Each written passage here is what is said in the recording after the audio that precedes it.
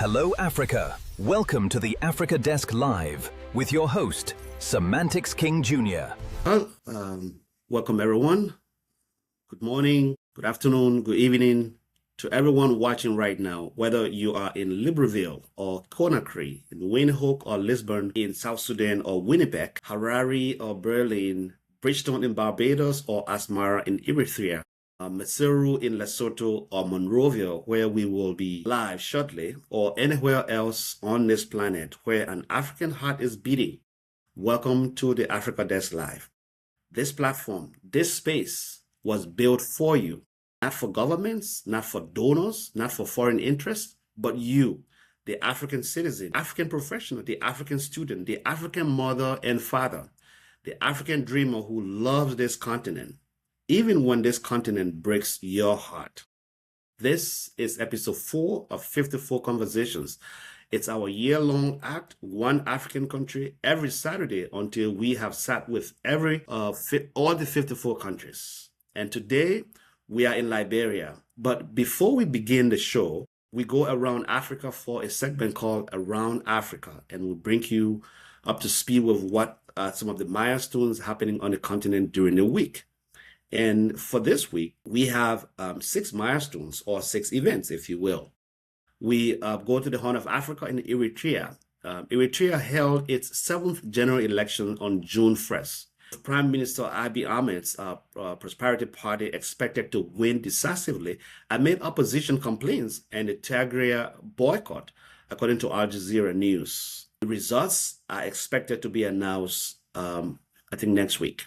Milestone number 2, or event number 2, the Ebola response plan. According to the World Health Organization and Africa CDC, the two agencies on June 5th launched a joint $518 million plan to fight Ebola outbreak in DR Congo and Uganda, where the Bundibugyo strain had infected over 450 people. And in West Africa, in Senegal, according to Reuters, President Bassirou Diomaye Faye in June 1 announced a new government that excludes the party of his former ally, Ousmane Sonko, whom he had sacked as prime minister. In South Africa in particular, according to OK Africa, the number of Nigerians seeking voluntary repatriation from South Africa surged to nearly 1,100 following recent xenophobic violence in that country. In the Sahara region of Africa, according to OKFM, 49 travelers died of thirst this week after their truck broke down while crossing northern Niger's Sahara Desert.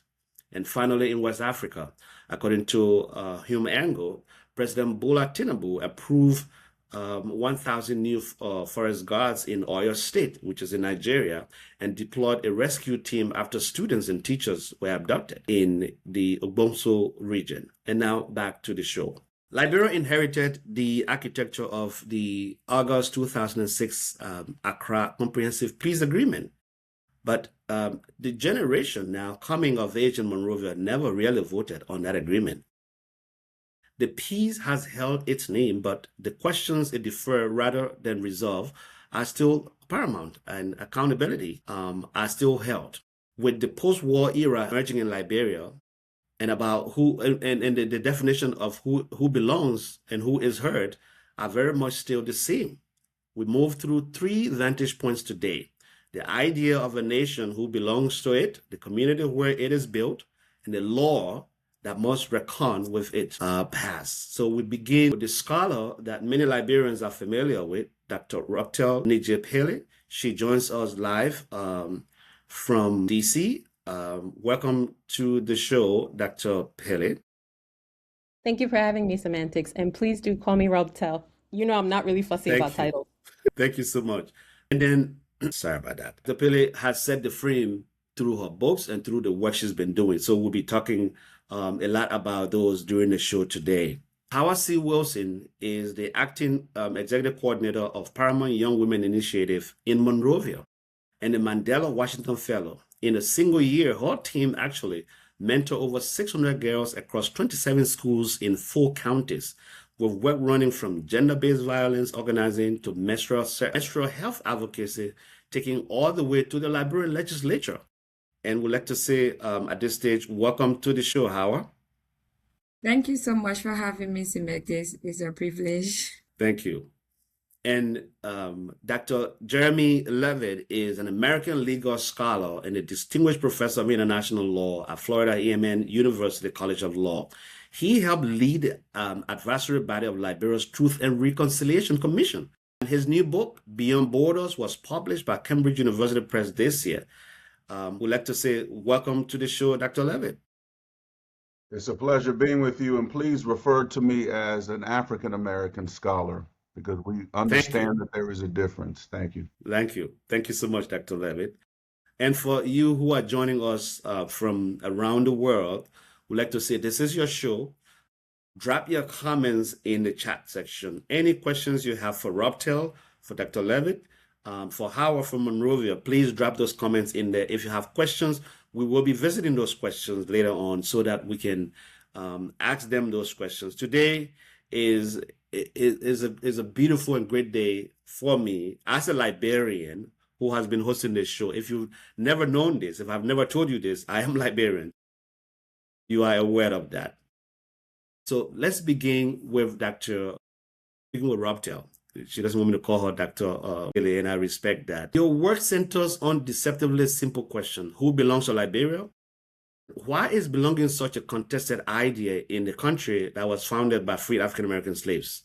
So the first thing I want to say is even contesting that African-American slaves monikers, I find it to be really problematic, because at the end of the day, if you're thinking about it historically, those free Blacks who came from the United States were not American. They were not considered citizens. In fact, they were barred from citizenship, which is one of the reasons why they fled. Racial discrimination, racial segregation, economic inequality in the United States.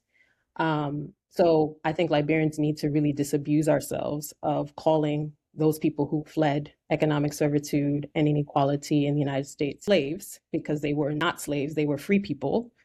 Some of them who came later to Liberia were manumitted, formerly enslaved people who gained their freedom through manumission. So in terms of the contestation around citizenship, for the first 100 years of Liberia's existence, effectively those who they met in Liberia, because it was an encounter between those who came from the Caribbean, those who came from the Congo River Basin, those who came from the United States, and those who were already in the country, those who were already in the kind of geographic territory that we call Liberia today. So when the nation state was established in 1847, for the first 100 years of that nation state's establishment, the so-called indigenous Liberians, the transnational actors met, the diasporic actors met, were barred from citizenship, effectively barred from citizenship. And so I think contestations around citizenship were very, very much birthed from the very historical underpinning of what Liberia is, right? So that question of who belongs is a question that was asked in 1822, it was a question that was asked in 1847, it was a question that was asked in 1947 when the Unification and Reconciliation policy was instituted. And it's a question that's still being asked in 2026. So the fact that you had effective kind of barring of citizenship from these indigenous populations, what we see now today is in some respects a manifestation of that. So for instance, there was a dual citizenship law that was passed in 2022, and questions around diasporic citizenship came to the fore about who belongs, especially those Liberians who fled during the war. Maybe some of them left before the war, but the laws of the land effectively stated that if they naturalized abroad, that they would revoke their Liberian citizenship. So those questions about who belongs in the 21st century are very, very much a part and parcel of that historical trajectory of citizenship being about exclusion and not necessarily inclusion. So I think that's why the contestation still persists, even though we have a dual citizenship law that was passed in 2022. I'll follow up with you, but when you were talking, I saw Dr. Levitt shaking his head, which means he agrees with you. Is my assumption right, Dr. Levitt? Yeah, I mean, I'm old now, so I'm happy to see a young, vibrant scholar hit the nail on the head on this issue. But I want to go back to something. You began the question with African American slaves. That itself is an oxymoron, because you can't be African American, and those terms, of course, were not used during that time, but you can't be an African American slave. So I want to say this to the audience. Africans who arrived in the United States through the Middle Passage were enslaved people. They were not slaves. A slave is someone who submits to the will of a dominant force. We were enslaved, and we had over 250 slave rebellions here, not including the Caribbean and places like Haiti, where we fought for our freedom. So we always forced the question.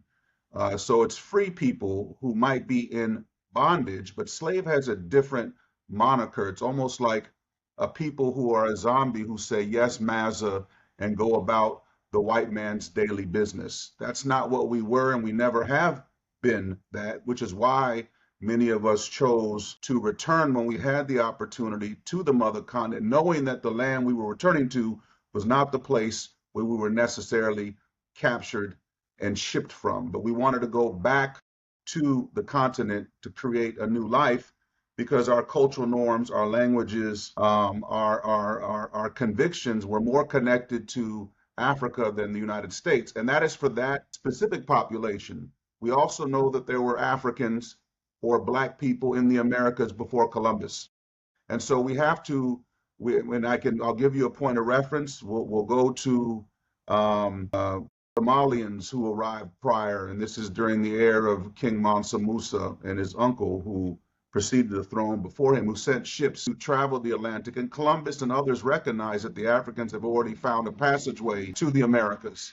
So I think the language is important, and probably more important for Liberia than almost any other country, because I think the sister has hit all of the nails on the head. But one of the things that has put a stranglehold on Liberia is the widespread use of the Black colonial paradigm and its manipulation by political elites to create the continued ethnic cleavages in Liberia. It's occurring today, and it occurred yesterday, and it occurred 100 years ago, and it occurred 150 years ago. So we have to go back and really, and I've challenged all of the scholars over the last 25 to 30 years on this question there, that their analysis of the Black colonial paradigm does not give justice to those who returned or the people of Liberia. So I draw the nexus between not Americo-Liberian, but indigenous Liberians and traditional Liberians. Because when you've been in a country 150 plus years, you're no longer anything but traditional to that, particularly when you come in and integrate it in many ways with the ethnic groups that are indigenous to the land. Now, that's not to say that some who returned did not have bloodlines and DNA from Liberia, because many in fact did. But the reality is their socialization was different, both from where they came from and their families came from in other nations in West Africa, and the socialization process in the United States. Thank you, Dr. Levin. I'll go back to you, Robtel. So thank you for setting the stage for us. And I'm going to go back to the question that I raised initially. Liberia was founded on the motto that says the love of liberty brought us here, right? Is that not true, Robtel? I don't know whether you are frozen. I cannot hear you. No, I'm here. I'm here. Okay, good. The love of liberty brought us here. So if the love of liberty brought them from America to Liberia, but then during the very foundation of Liberia, the indigenous themselves were denied citizenship or denied the right to vote or denied to participate in active governance. How can you claim to have that love of liberty? Liberty means freedom. Then the very freedom that was denying you in Northern Hemisphere, now you go into West Africa and deny the very indigenous people their own freedom. Well, the love of liberty brought us here. I mean, the current motto of Liberia was very, very much germane to a particular moment in time, right? I argue, and a lot of scholars have argued, that it has no relevance today. Yes, we understand the history of why it was a motto at the time. Because when you think about it, those settlers who came from the United States settled on the coast, right? Liberia was a very small tract of land at that particular time, uncultivable land, right? It wasn't until encroachment by the French and the British that Liberia started to expand horizontally as well as vertically. So in many respects, Liberia as a nation state was a small sliver of land, and it didn't expand until much, much later. So that love of liberty brought us here as the national motto of the country made sense in that 1847 moment. It doesn't make sense now because Liberia is much more expansive geographically, as well as expansive in terms of ethnically, as well as all the other different kind of social qualifiers that we can think about. obviously the love of liberty brought us here is something that the TRC process, the Truth and Reconciliation process, tackles. If you look at the Truth and Reconciliation recommendations of 2009, one of the major recommendations is we have to address this issue of national identity. And one of the recommendations that they made is that we change the model from the love of liberty brought us here, because it only captures a very small segment of Liberia's history. It only captures a very small segment of Liberia's population. Change that model to say the love of liberty united us here. What that new model would do is that it would encapsulate the full range of Liberia's history. It would encapsulate the full range of Liberia's identities, and it would encapsulate the full range of Liberia's commonalities. So at the moment, at that 1847 moment, it made sense to have that as a model. In 2026, it makes no sense to have that as a model because it's not representative of the entire population, both domestically as well as transnationally, of Liberians who live across the globe. Thank you. Semantics, if I may, I want to, even the question that you asked was rooted in the Black colonial paradigm way of thinking. And I want to encourage you not to do that, because what you just did is you stripped the supermajority of indigenous Liberians from agency. They have their own nation states. They were citizens of their own nations, right? And so a settlement that began in 1822 and a Declaration of Independence from the American Colonization Society, a Southern Association of Slavocrats in 1847, never denied the more numerous and powerful African nations that were there, that almost wiped the settlement out on several occasions. They have their own agency, their own membership. And quite honestly, when you look at what the parameters of a nation state is, we could say they had that as well. So in asking that question, you're putting a dial right on the settler created state by the American Colonization Society as the only legitimate political entity at the time, and that couldn't be further from the truth. Thank you. Thank you for making that clear, Dr. Levitt. Robert, I'll go back to you. Your research helped shape Liberia's dual citizenship law. Millions of Liberians abroad, including some of us. What did that change actually mean? So, I mean, it's funny because people often ask me if I set out to influence the passage of the law or the bill. When I was doing the research, the research started in my PhD at SOAS, University of London in the UK. And my intentions were twofold. So I was very interested in informing the public discourse, because I found that people's conversations around dual citizenship were very much shaped by sentiments, not necessarily an evidence base. So people were talking about dual citizenship very, very much from their own very individual kind of perspective of whether I'm a domestic Liberian I'm concerned about, or I have anxieties about dual citizenship being passed, and that infringing upon my already very limited access to political, economic, and social rights, or from a perspective of a transnational diasporic Liberian living abroad and saying, well, we've participated politically, we've contributed economically in terms of our resources and our remittances, we should be entitled to Liberian citizenship. So I wanted to inform the public discourse and create an evidence base to inform the conversations around dual citizenship. But I was also very interested in informing the policymaking process, because I found the policymaking process to also be based on people's kind of political agendas and their very, very limited understanding of what might portend as it relates to the passage or legislating of dual citizenship. So in terms of the recommendations, a number of things come up in my scholarship. The first is I interviewed these Liberians, because my book was based on qualitative research. So I interviewed these Liberians. I interviewed about 200 plus Liberians in 5 different cities, 5 different countries, 3 different continents. So I interviewed Liberians in Liberia and Monrovia. I interviewed Liberians in Accra, Ghana. I interviewed Liberians in Freetown, Sierra Leone. I interviewed Liberians in London, UK. I interviewed Liberians in Washington, DC. And after speaking to these different Liberians, I realized that Liberians conceptualize, they practice citizenship very differently based on what the development sociologist Norman Long calls their social locations, effectively their socioeconomic status, but then also their lived experiences, so their social locations. And when I spoke to these Liberians, I was able to create some sort of theoretical framework around citizenship, because if you look at the citizenship literature today, it's very, very Eurocentric. It's based on the sort of Westphalian nation-state-centric understanding of what a citizen is. And what I discovered in my conversations with Liberians across these different sites is Liberians think of citizenship through 3 different nodes. And what I do is I call it a Liberian citizenship triad. So they think about citizenship as identity. They think about citizenship as a sort of passive form of identity. where you are a Liberian because you have ancestry from Liberia or you were born in Liberia. But what I found particularly interesting, it wasn't just confined to the identity-based form of citizenship. Liberians also thought of citizenship as a form of practice, as an active form of citizenship. And that's everything from building Liberian capacities, whether you happen to live in the country or not, paying taxes, abiding by the laws of the land, treating your fellow Liberian well, civilly as opposed to cruelly.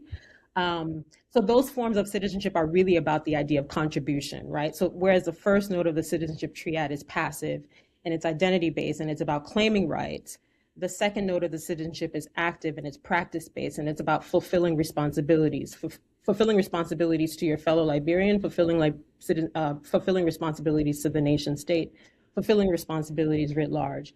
The last citizenship part of the citizenship node that I found to be particularly interesting as well is this idea of citizenship as interactive, right? So citizenship is a relational thing. It's about how do you relate to your fellow citizen?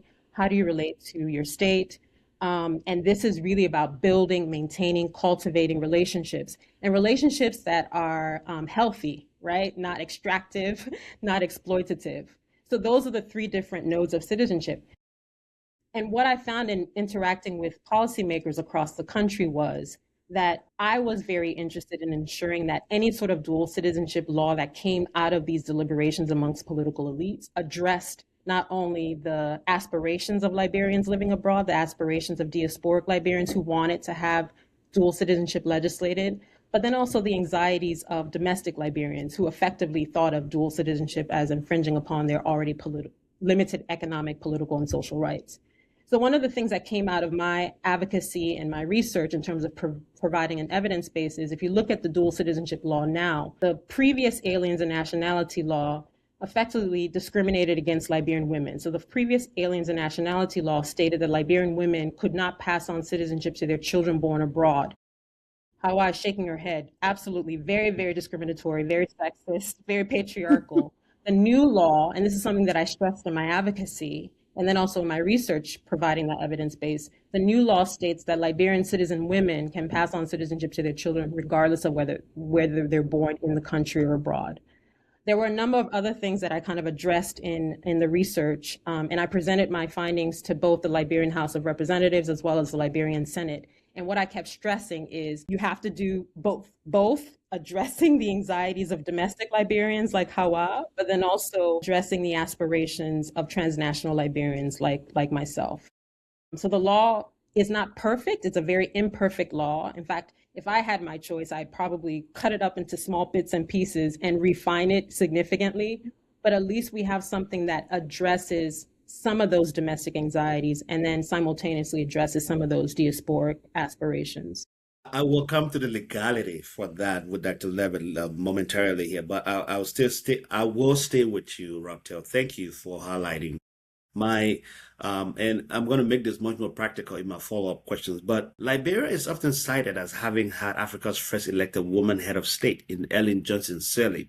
Yet the structural place of women, like you alluded to a few minutes ago, especially young women in political and economic life, tells a different story. How do you read that gap? And what does an honest account of gender and power in Liberia today need to include that the celebratory narrative leaves out?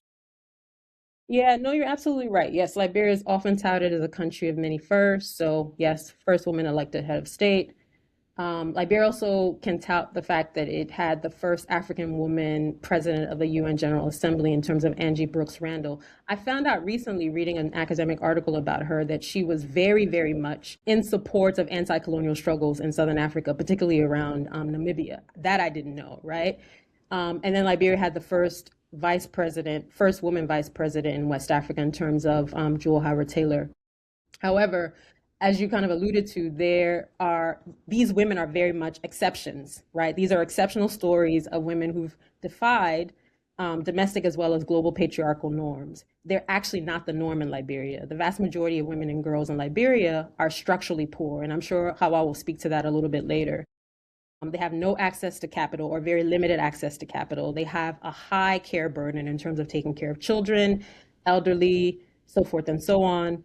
And they are also politically stifled. So if you look at the political kind of compromises in Liberia now, if you look at the political structures in Liberia right now, women participate in the political discourse, but in a very limited fashion. Women represent other women and men in the political kind of sphere, but at a very limited level. So if you look at the 55th legislature, it only comprises 11% of women in the legislature at the moment. This is a very abysmal kind of figure, given the historical trajectory of Liberia as this kind of bastion of kind of feminist practices, given that we have all these women who've really risen to the occasion in their spheres of influence.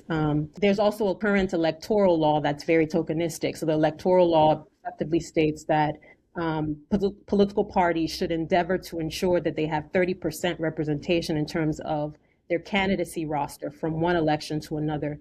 Very few political parties have met that 30% threshold because there are no consequences for not doing so. That particular suggestion is not enforced in the particular law, right?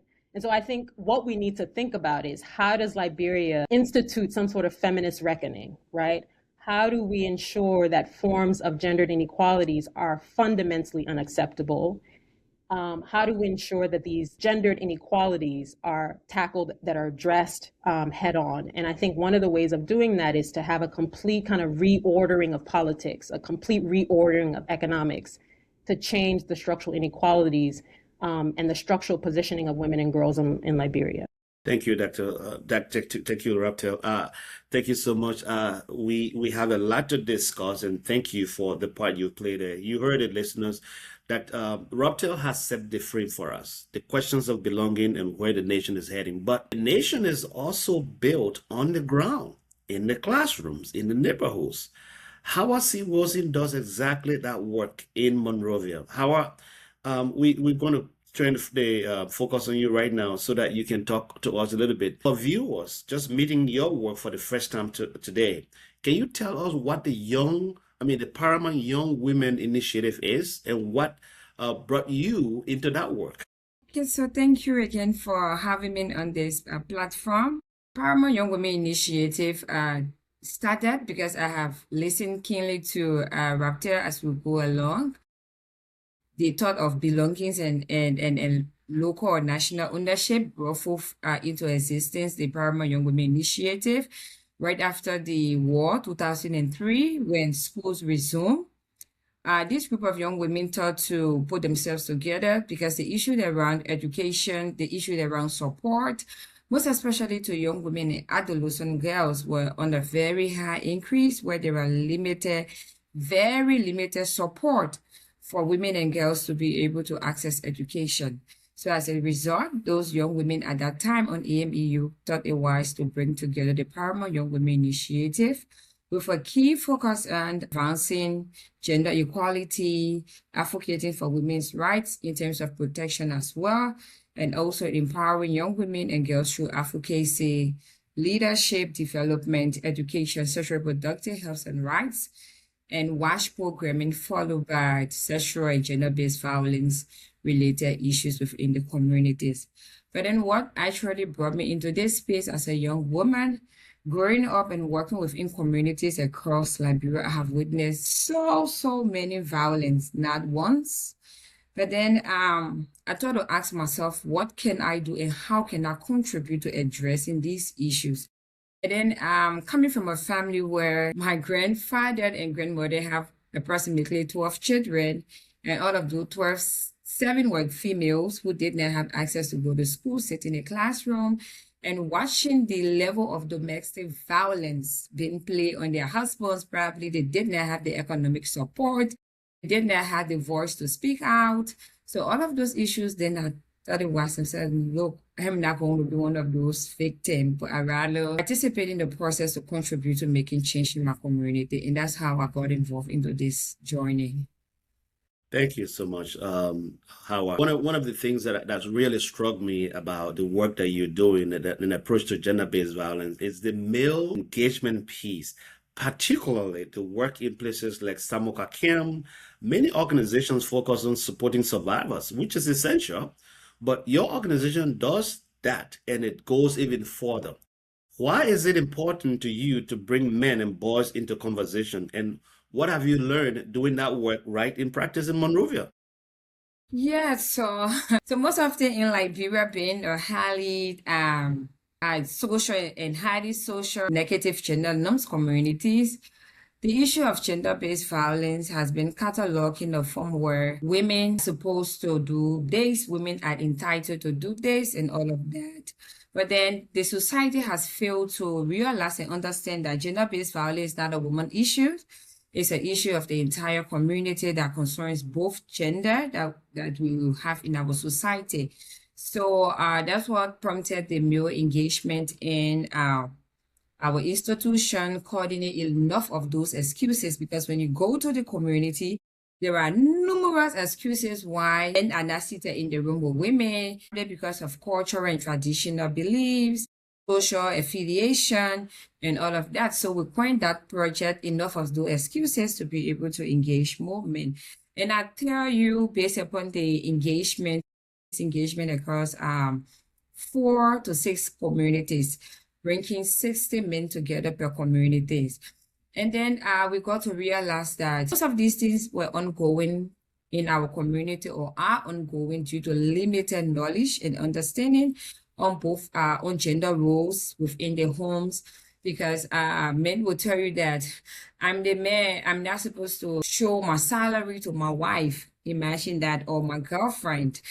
And a man will come home looking at the home choices that lady have to take responsibility of on a daily basis. I remember one of the cases we had, this lady got brutally beaten by her husband only because she was tired at night to have sex. So all of this information fed more deeper into the work, into this identical project. So after the engagement today, I can safely say to you that one is because of limited knowledge and understanding on the ways both parties should be able to handle and respect each other. And as a result of this numerous trainings we had in through back to back, today we have a community where most especially those community we work in, and most of our participants, right? I gave you this story, keep coming back to me. The very first day we got in the community, and I remember this community chairman, he looked at my face. What small girl are you? And what are you going to tell me? I hope you didn't come with this, your lesbian and gay issue. And then we will go further to talk about the different backlashes that we receive in the community as activists. So I'm like, no, we are here to talk about our roles and responsibility collectively in the community, what is expected of a male, what is expected of a female, and how we can join hands together to ensure our community gets improved. That identical fellow who asked that question today has stood up to be one of the male champions. He's in the community as an active bystander, reporting rape cases, abuse cases, and all of those other issues that affect women and girls. He's always the first to pick up form because we have our reporting channels. He's always the first. So that thing, because of limited knowledge and understanding, coupled with those rigid social norms, are reasons why most often we complain and have issues around our sexual gender-based violence issue. But the male engagement is actually on very good footing. And since that engagement, now we have seen numerous engagement at the national level where they have had a masculinity conference, where there are other CSO now joining and working collectively to ensure that more men are educated and informed on the different gender constructs and to see how well we all can work collectively to address them. Thank you so much, Hawa, and I applaud the work you're doing down there. Thank you. And I'll come to you there, but there's a question of legality that came to my mind. I want to throw that question to Dr. Levitt here. I know he's a distinguished international lawyer here. I think it was in 2023, the U.S. government, the Treasury's designated perpetrators of human rights abuses in Liberia. And among them, Dr. Levitt, was the former city mayor of Monrovia. His name is Jefferson Koji. Dr. Levitt, walk us through how these individuals can still be held accountable and face the full weight of the law, even though they're living in Liberia. If you are talking, Dr. Levitt, I think you are on mute. Yeah. Yeah, you can hear me now. Yes. This is such an important question because I don't know of another country where 70% of the women suffered from sexual gender-based violence on the planet. And I think the global response to it has been poor because we saw the response to women victims in the former Yugoslavia. I do think, and I was appointed by Ellen to be the international technical advisor over the Liberian Truth and Reconciliation Commission, and some of the things that we talked about today, I was directly involved with drafting those. I think one of the great failures of her administration was not addressing this issue. She was symbolic in so many ways, which was empowering, not unlike at the same period of time Barack Obama was symbolic and empowering in some ways. But when it came to the practical realities of holding persons accountable for crimes during the various episodes of civil conflict, I think the government failed. I think the government failed women in particular, because all of the perpetrators that were involved with committing crimes between 1990 and 2003, women had to live among them in their own communities, see them on the street. And this is why we wanted a prosecutorial mechanism. This is why we were fighting to hold individuals responsible for such crimes.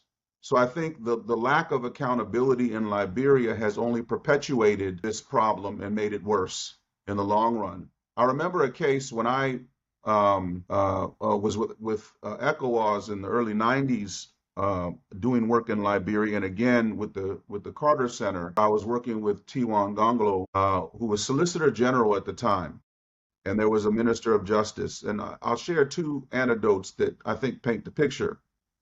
The one is that at the time there was a female Minister of Justice. I won't mention her name. And there was a question about the rape law, the marital rape statute at the time. And she says, there were cases that came before us. My job was to advise her and T1 on issues. And she said, well, we can't prosecute for marital rape in Liberia. And I said, Minister, this is not correct. I said, you can. And I said, you're also a signatory of these various human rights conventions that say that you must.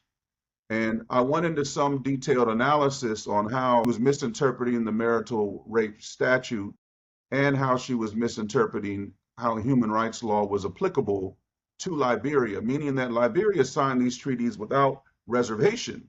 So we used those things to make a broader argument, and she changed her position and began prosecuting some of these cases. Then there was a case I remember where a woman who was in an area outside of Monrovia, who lived alone in her house, had a very expansive yard, as we call it here, land. And one day the grass was cut. And the community members, the young boys, said there's no way that this old woman could cut her grass. The only way that she could do it is if she was a witch. So they abducted her and gave her the trial by Sassywood, but she survived it. And then they said only a witch. So essentially, if you take it and you survive, then you're innocent. If you die, then you're guilty. Well, she survived it and said only a witch could survive it, and they killed her. And so the question was how we were going to then prosecute these young men for murdering this woman. So at a deeply cultural level, there is a sense of violence. It is embedded, like in most cultures around the world, but it is particularly embedded there because it's been allowed to persist, even when there was an opportunity to really create the legislation and laws and the infrastructure to prosecute these types of crimes. And so the anchor for Liberia is women. And if you don't empower the women, if you don't protect the women, if you don't allow the women to have an equal opportunity from the boardrooms on down, then Liberia will continue to suffer from underdevelopment. I don't think the issue has been taken seriously. And I think successive presidents have dropped the ball on this question. I think the impunity in Liberia is one of the root causes of the continued sexual gender-based violence there. And until a government is willing to prosecute individuals seriously and go back to the Civil War, some don't want to open that. I think you have to open it up. I think the highest level offenders who created a culture of rape and sexual violence who are still living should be prosecuted. And so I think we have an entire problem, and I don't think the international community is assisting, and I don't think the politicians have demonstrated the vigor, the rigor to really address this issue.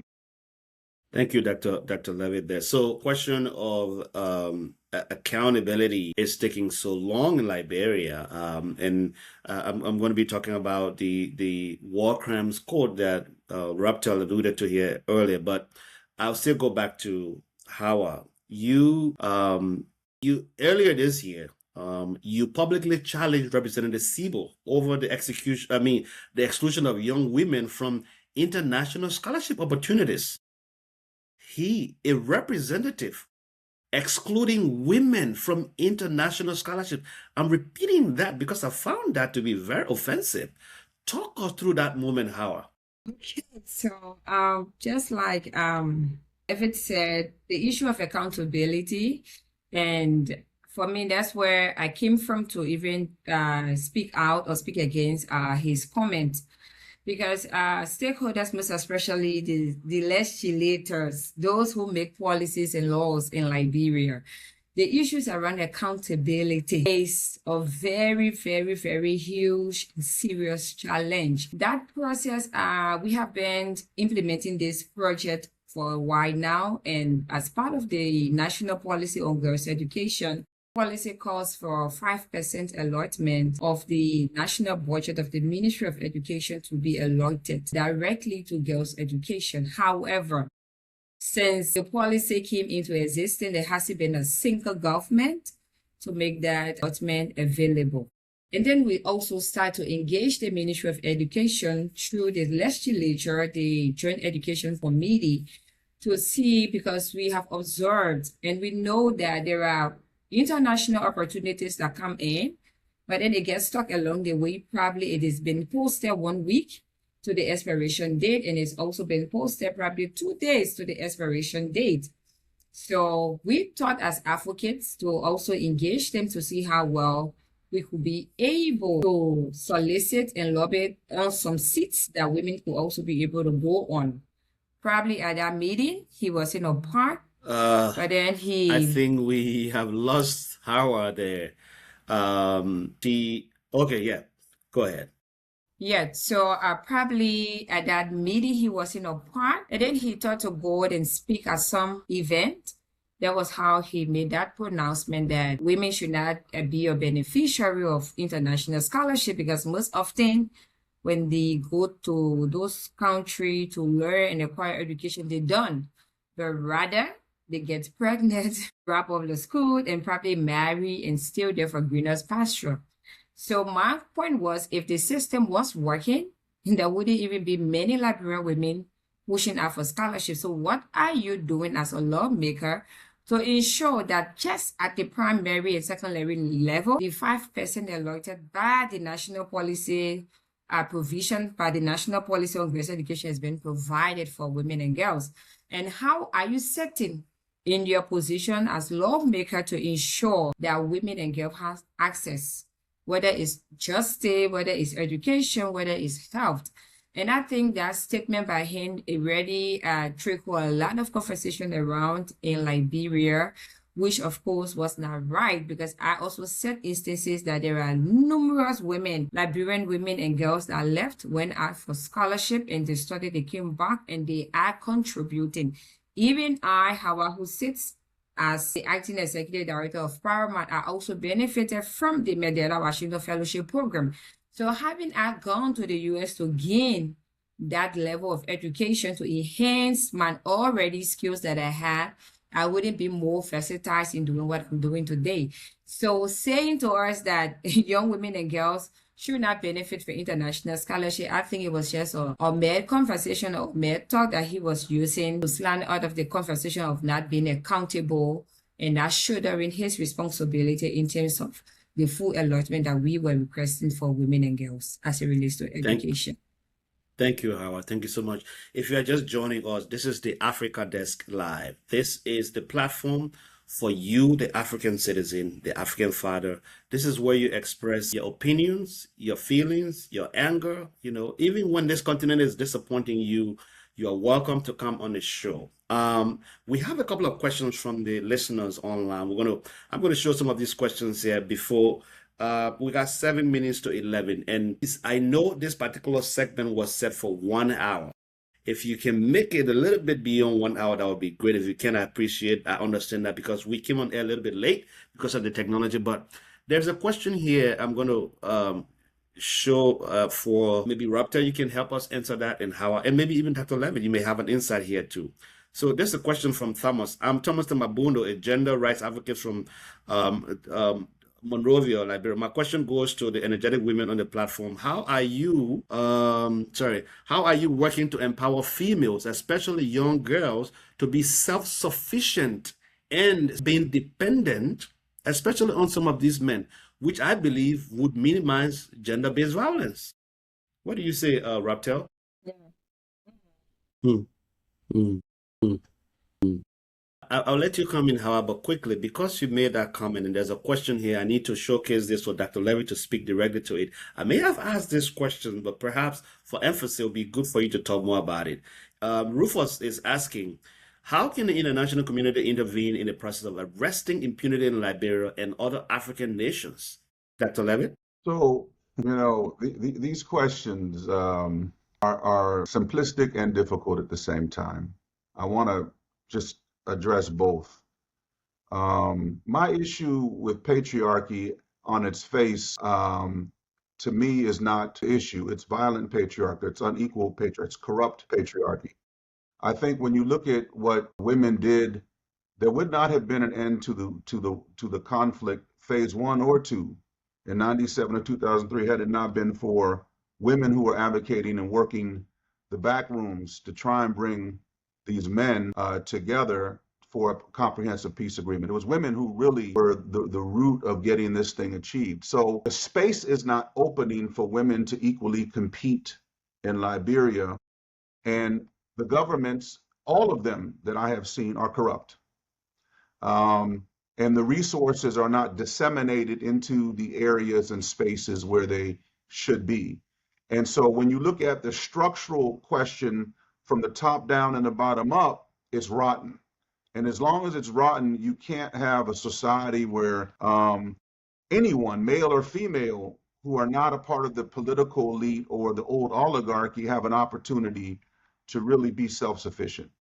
In terms of the international community, listen, the international community does not care about Liberia, Liberians, and Liberian life. It has demonstrated this over and over and over again. Had the Nigerians not sent in a force in 1990, some of the Liberian population wouldn't even be alive today.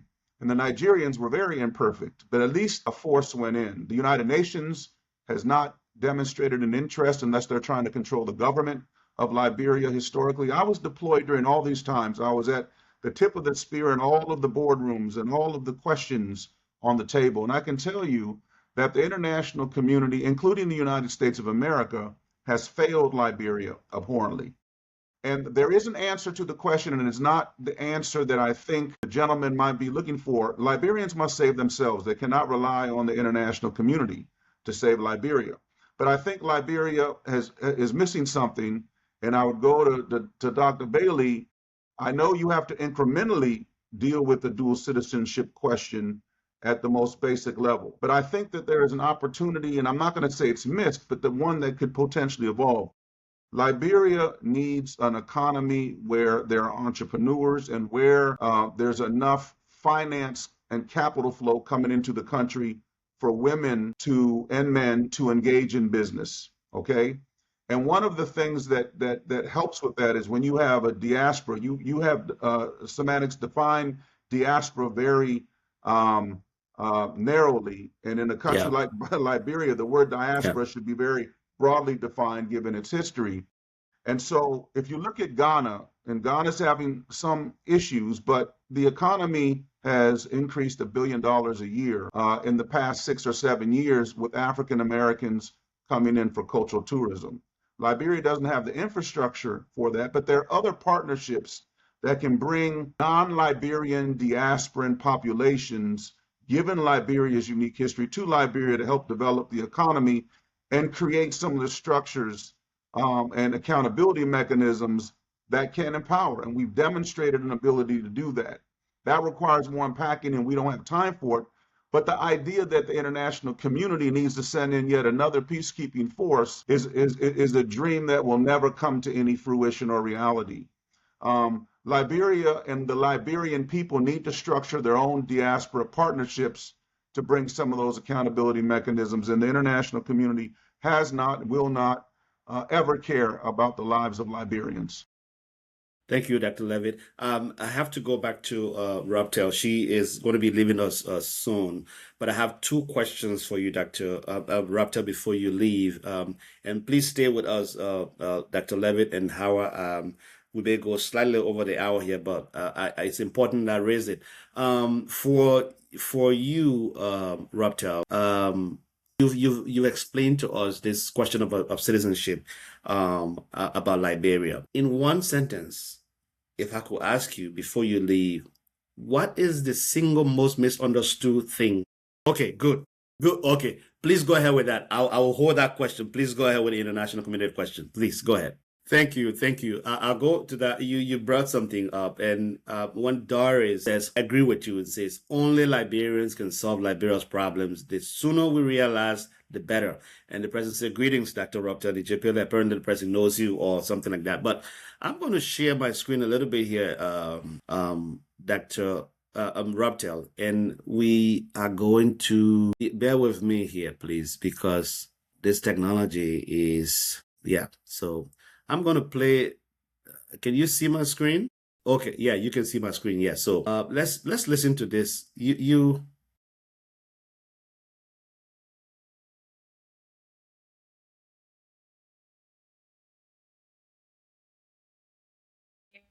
I'm playing the video. Can you hear it? No? Body language is strong, though. Can you hear her? No, we can't hear her. Oh, I don't know why. That Why is don't okay. you summarize where you wanted to go, just for the sake of So she specifically, let me stop sharing here. She specifically said Liberia must lead a value-based revolution against corruption. And when she mentioned something about the lawmakers, and she said, even you, she received a thunderous applause, and I wanted to play that and ask her that the question about Liberia and moving forward to solve the problems by Liberians, there is the plan in place, but the implementation has been the question. Do you think that those things will be implemented? That's a beautiful speech you gave, by the way, from the beginning to the end. I really love your speech. It is there. It's in the books. The leadership needs to take that and implement that. Do you see this being implemented? The work. Yeah.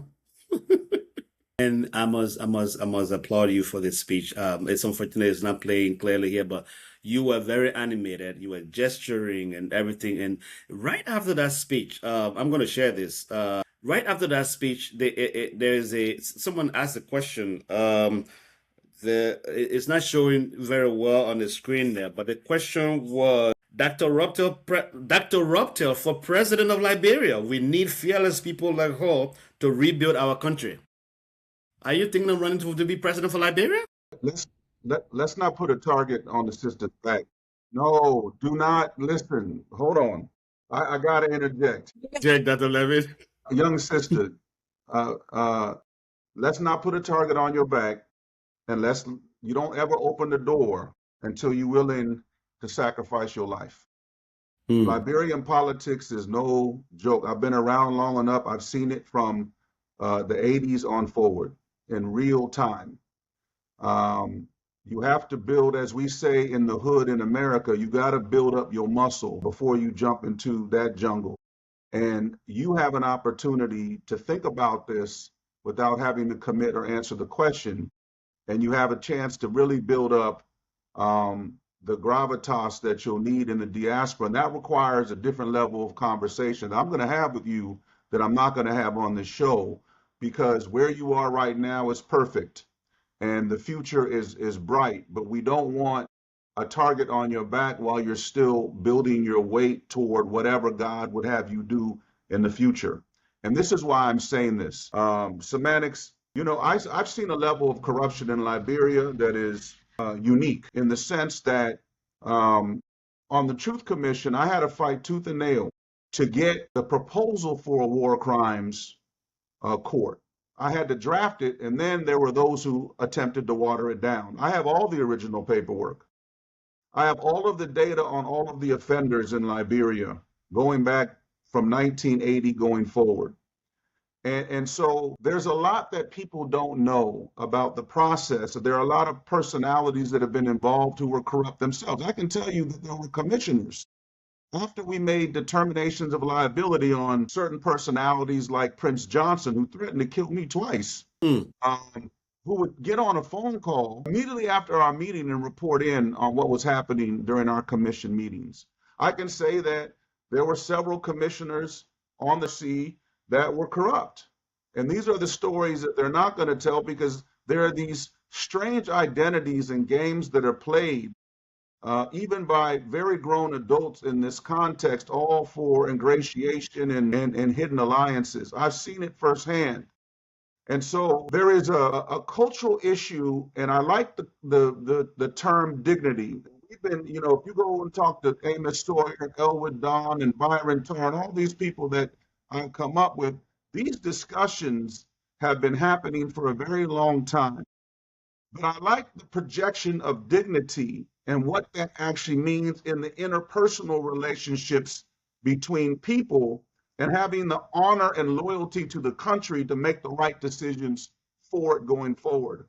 That is something that we would say is a culture of civility that needs to happen, and it needs to be emboldened within Liberia at large.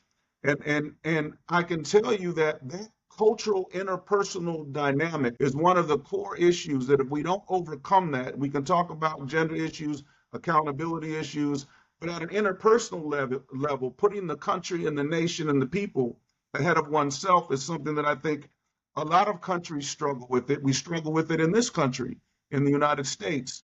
That's something that Liberia has a chance to get a hold on with the right leadership, the right moral leadership, the right community leadership. And my fear is that there are many young, bright Liberians who can lead forward in a new path, but they have to be given the space, because once you get in political office, you're hit with a different global reality. The number and the power of the stakeholders involved, the threats to your life and liberty, the surveillance that occurs, all of these things that you don't necessarily get in the academy, but that you get when you're working in government at a very high level, come into fruition. And it has a way of bending even the people with the strongest will. And so Liberia is not unique in the sense that this is what countries throughout the world struggle through. But in this specific context, I don't want a target put on my sister's back at all, because when we have the rising stars, there are those who will seek to dim them. And so there's work that has to be done. And it starts with people like Hawa and others who are going to be around, who are going to be in the field working, who have the rhythm of the people today. You have to build a very strong web around yourself before you make announcements or think about them out loud. So I'm going to force you as your attorney to retract any light of running for the president. There's a little more work to be done first. He was trying to get you there. He was trying to get you there, and I'm not gonna let him do it. When the time comes, Raptor.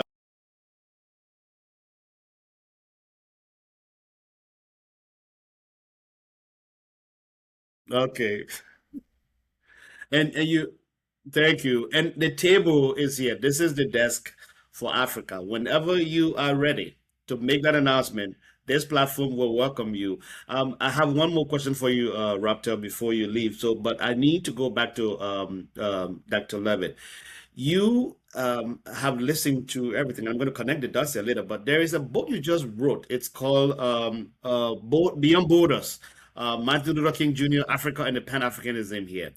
Can you say more about this book for us in brief, basically, and how can people get copies? Because I started reading this, and I think it's an interesting book you've written, the connection between the African-American community here in the United States and then and those in Africa, particularly so with the visits of Dr. Luther King. Yeah, that's the book there. Yeah, that's the book. Please, in brief, share with us what are the key themes of your book and how can Africans really, what can Africans get from that book and implement what is written in that book? Well, I mean, the book was written to provide a counter narrative to the work of Dr. King. And Dr. King is seen as a dreamer. He's seen as a domestic civil rights icon. And can you all hear Dr. Levitt? He's kind of low from my end. Can you all hear him? Can you hear me? Okay. Okay. Yeah, go ahead. Yeah. So Dr. King is seen as a Black American civil rights icon. And there are people who are King scholars who have written about King their entire career.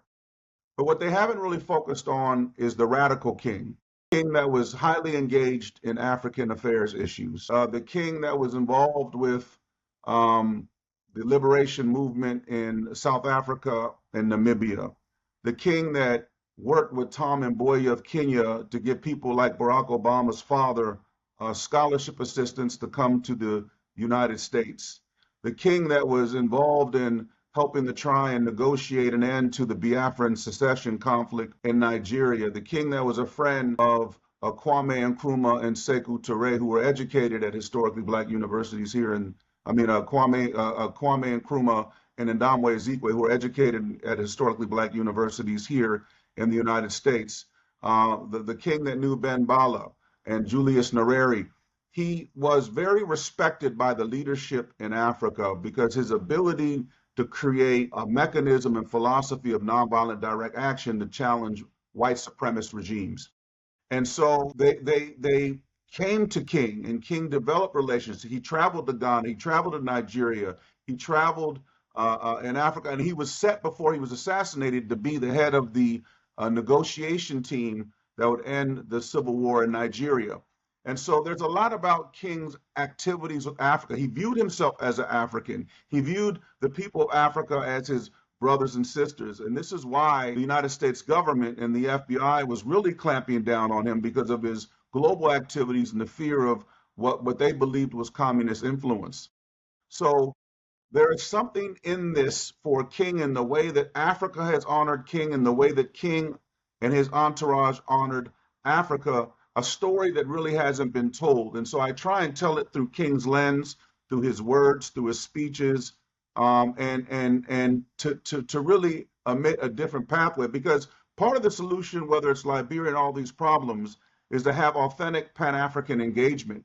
And that's something that the Western world has been afraid of from the very beginning.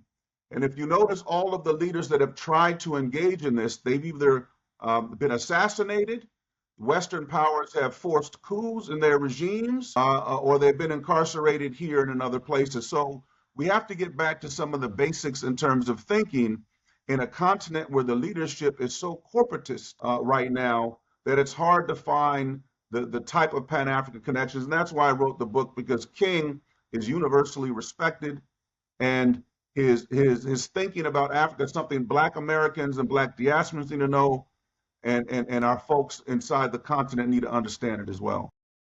Thank you, Dr. Levitt. If you've never gotten a copy, please go. I think it's on Amazon. Check it out. Just the same as that Raptor's books. They're on Amazon as well. You can check them out. Those are really good reads. But I keep... Okay. There you go. Thank you for the clarification, Raptor. While you're buying her book, you can buy, I don't know, I think I have 3 with Cambridge University Press. Yes. So while we're plugging, let's plug. Don't forget this. I don't know if you've had a chance to read this book. Yes, it's a very good read. Yes. Please, Liberians. Yes. I wrote this book for Liberians. That's true. Yes. Read it. And then debate it. And Doctor, I will ask all 3 of you one single question, but there is so much interest in you, Raptor. I can tell you from the comment section. The comments are coming and they're taking aim at you. Yes.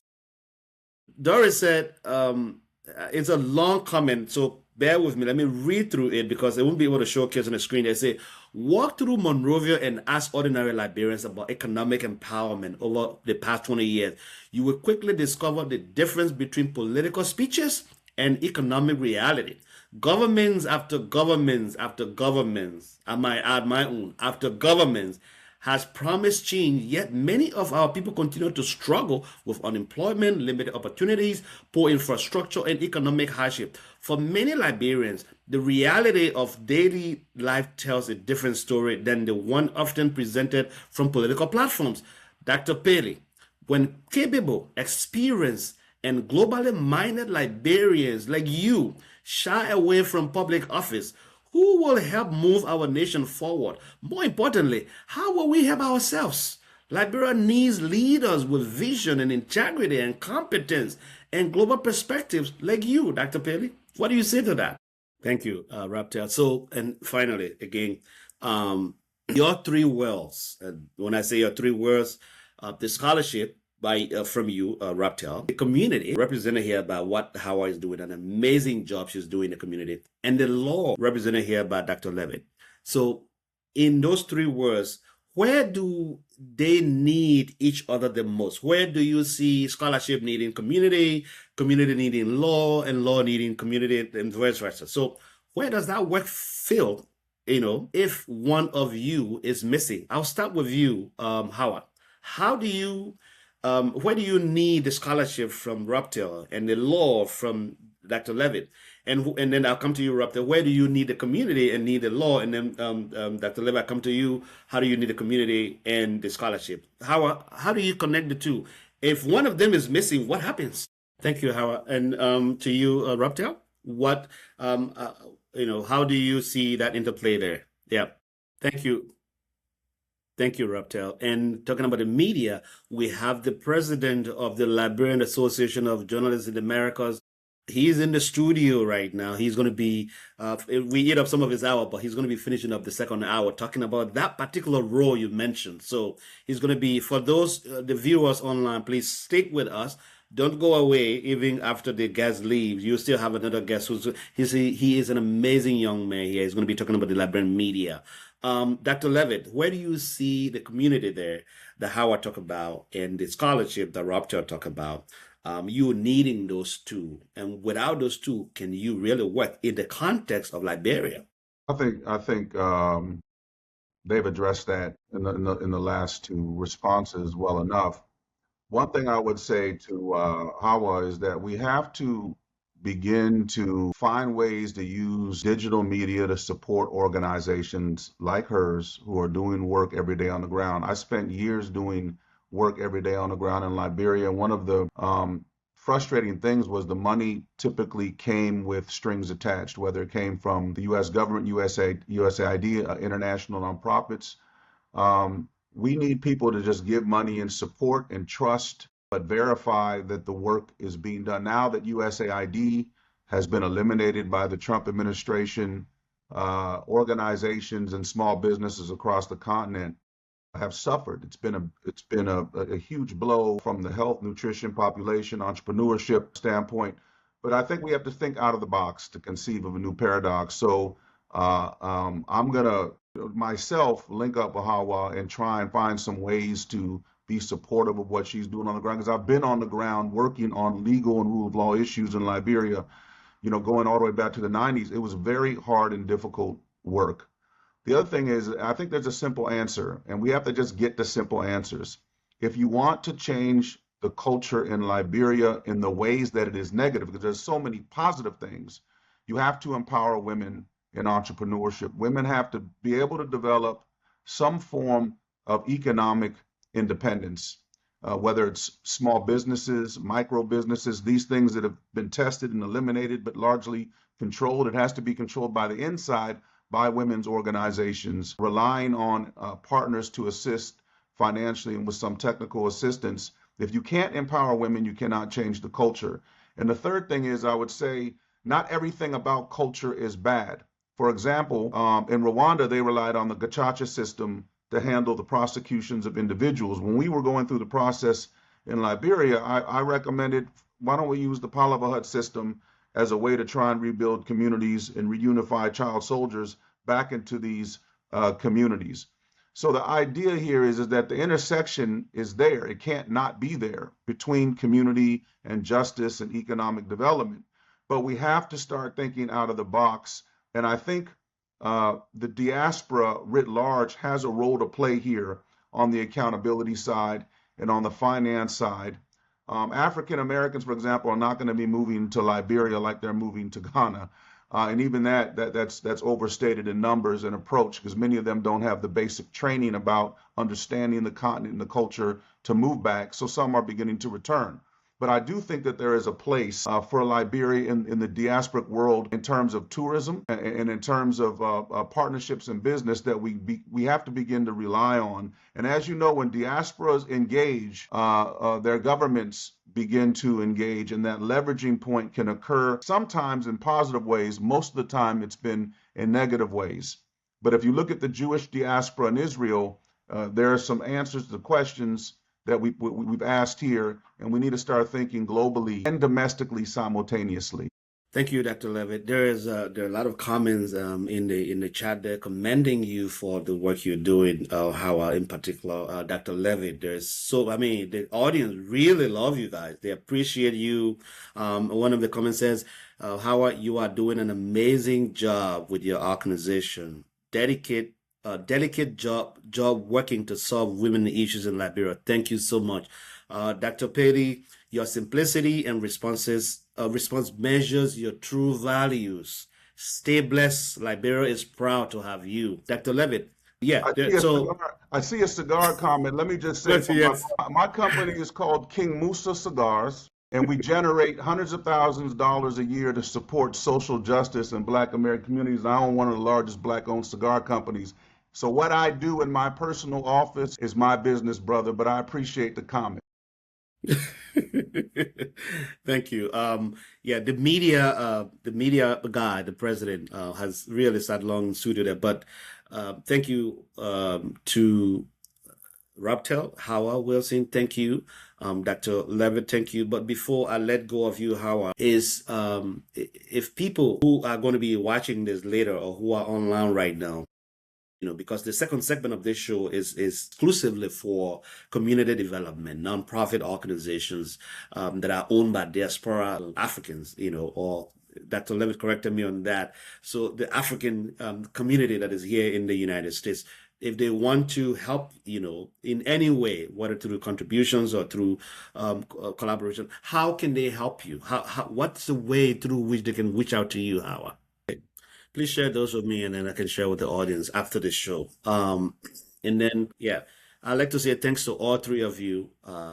That was really Liberia for you. The questions of who belongs, to the work on the ground by Howard, to the reckoning, the law. It still owes all of us, including myself, to everyone watching from across the continent of Africa in the diaspora. Thank you for being here. And if I haven't mentioned this before, I would say it because I'm from Liberia. The contradictions we held in the last hour are the ones I grew up inside. And it has been a privilege, a real privilege for me. And I do not take that lightly to host a conversation about my country. Three people that I respect and I really cherish the work they do, who brought their work to the fore here and talking about the rigor required, the value-based interactions and understanding and dealings with Liberia that we need to have. This is really great work for Liberia. If you are in the diaspora or in Liberia and has been in places where maybe you haven't heard much about Liberia, this platform is your place to come, because it's not just Liberia. We discuss each African countries across this desk. We will reach all 54 countries. Others might say, well, there are 55 countries, but I hope that this hour really gives you something, that you are going to get away with something that you took from either Raptel or from Dr. Levitt or from Howard. So thank you so much for being with us. Oh, apparently I lost the guy. He may have gone. But in closing, since he's not available right now, I just might use the remaining time here with you. What would you want Liberians to know, Raptel? If there is anything that is misunderstood by many about Liberia, or if there is anything that you have in mind that I haven't really asked you about, what would that be? Yes. Yeah, thank you for that point. And Dr. Levitt, you mentioned to me when I had the pre-call with you on Tuesday, maybe you talk about that there, but I wanted to rephrase that for Raptel here. You indicated that African countries have not treated Liberia well. You told me that if African countries have not treated Liberia well, and we're talking about Pan-Africanism, I mean, isn't that an oxymoron? I'm not sure what part of the conversation you're referring to, but I think what I said is that Africa owes Liberia a debt of gratitude, Okay. one that I don't feel like has been paid. Um, Liberia was the beacon of light for the African continent for quite a long time, and to some extent, Ethiopia. And I think that during the 60s, when you had a division between the Monrovia group and the Casablanca group, that was a pivotal point where Liberia did not really go on the Pan-African track that it could have with Kwame Nkrumah and Sekou Touré and other leaders. So that's where I see an ideological shift that I think hurt Liberia in its historical position as a place of liberation and freedom for the African continent. There is not a leader who was leading an anti-colonial movement that did not find refuge in Liberia for a very long period of time. And I think it's very easy for the continent to dismiss Liberia because of its unique branding as a quote unquote American colony, right? And so the Francophone and the Anglophone and the Lusophone and others, I think, have not taken Liberia as serious as it could. Some of that might have been envy early on. Some of that might have been the colonial influences that were controlling the governments. But Liberia is that place, and I believe in the future, if it can reach out to its diaspora, and we have to have a clear definition of what we mean by diaspora, because in my view, the entire Black diaspora is a part of the Liberian diaspora, whether people realize it or not. And I think harnessing that for Liberia, there is no other country in the world where the domestic population loves Blacks in the diaspora as they do in Liberia. So there is a connection that can be made there that I'm afraid with miseducation, we're going to lose some of that with the civil rights generation dying, with the generation of leadership that were at the tip of the spear dying off. I caught that in the middle in terms of my development. Liberia is a beacon of light, and we have to restore its prominence. I think that God has a special place for Liberia, not just within Africa, but in the world.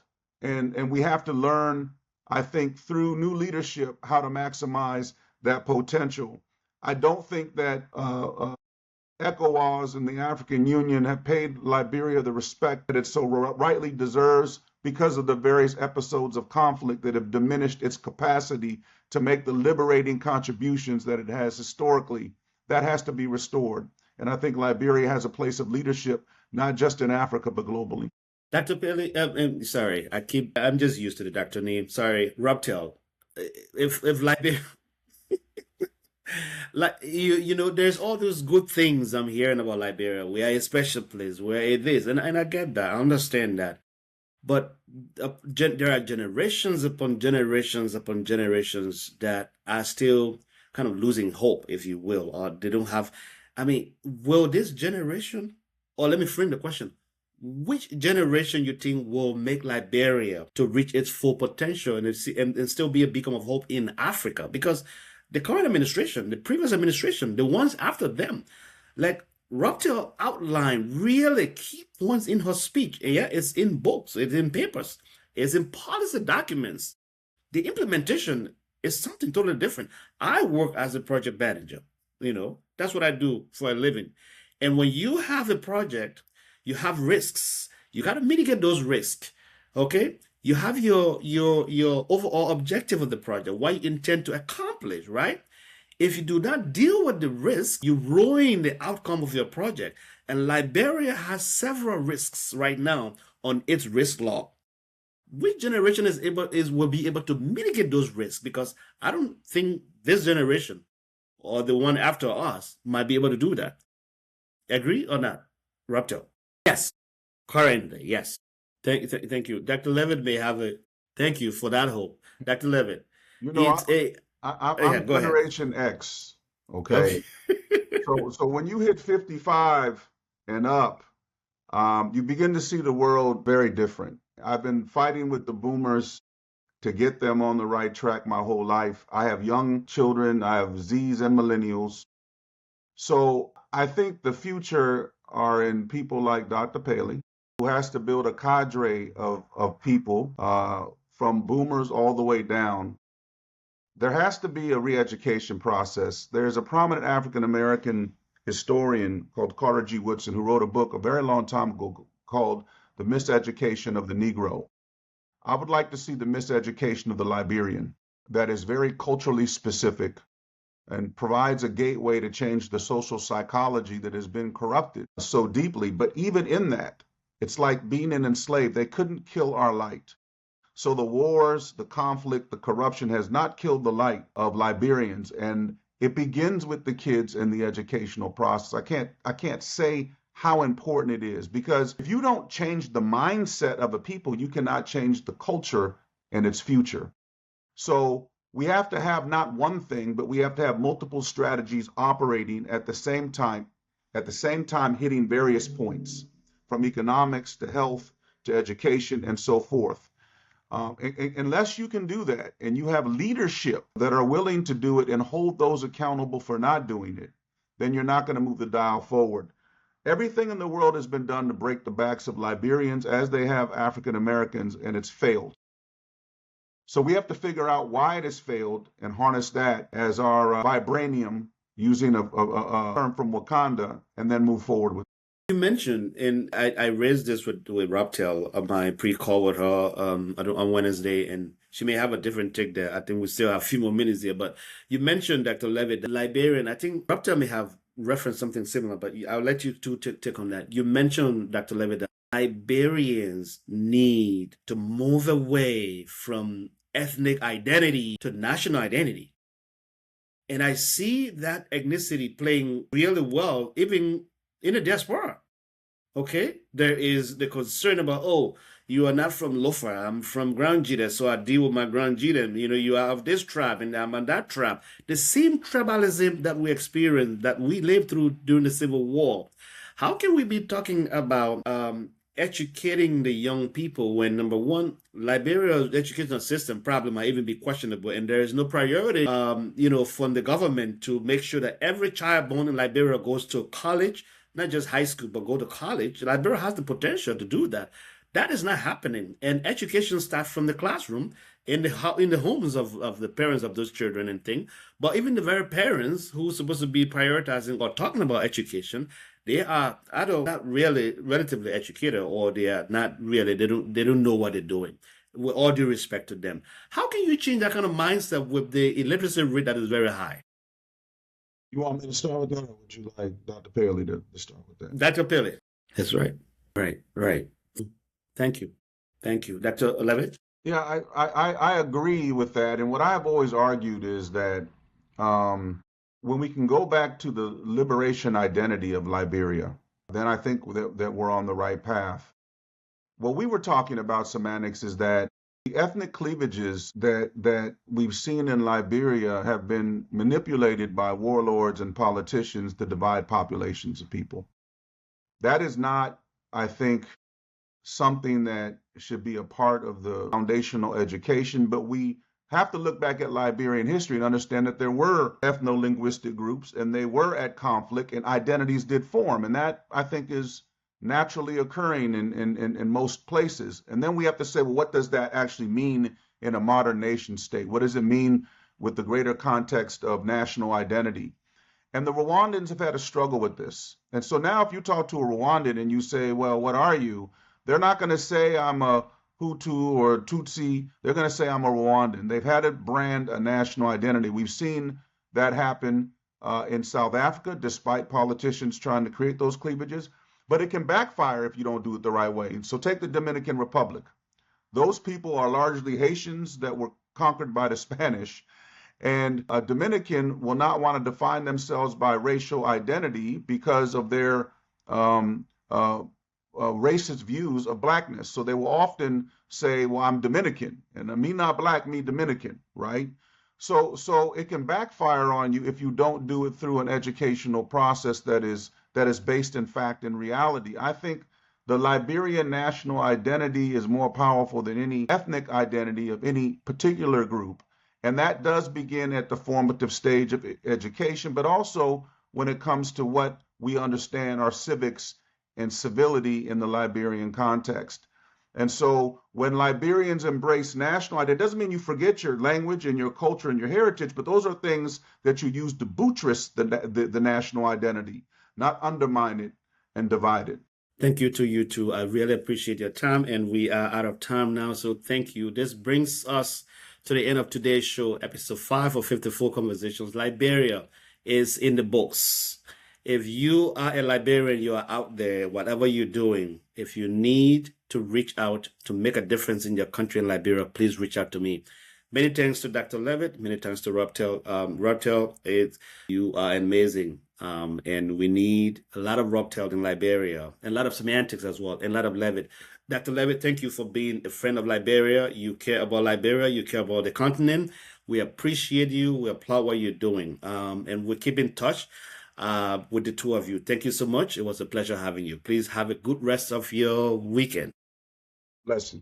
Well, folks, that does it for Liberia. Next Saturday, June 13th, we cross the continent to West Africa's confident, contradictory powerhouse, Ghana. That's going to be episode 5. The country that gave the modern African independence story its opening line. And that today is arguing with itself out loud about democracy, about debt, about sovereignty, and what comes next. Same time here, same place, the same channel, 10 a.m. Central Time. It's going to be 3 p.m. in Accra. Until then, listeners, it has been me, Semantics. Really enjoy your company. Thank you for joining the show.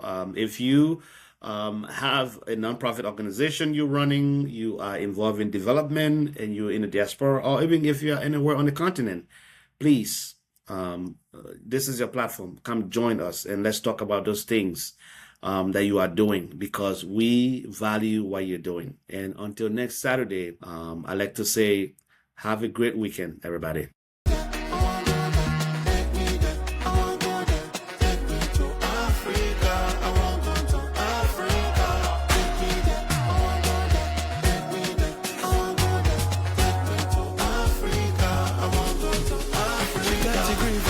Beauty, everything so exotic. You need to see my baby so exotic. Everything she do so interesting. I never can take my mind off her. Mama Africa, Mama Africa. Let me take you to Ethiopia, Uganda, Nigeria.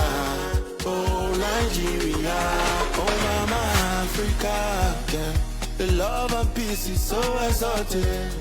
It's so exotic, yeah. Let me take you to Africa, Mama, Mama Africa, Mama Africa, yeah.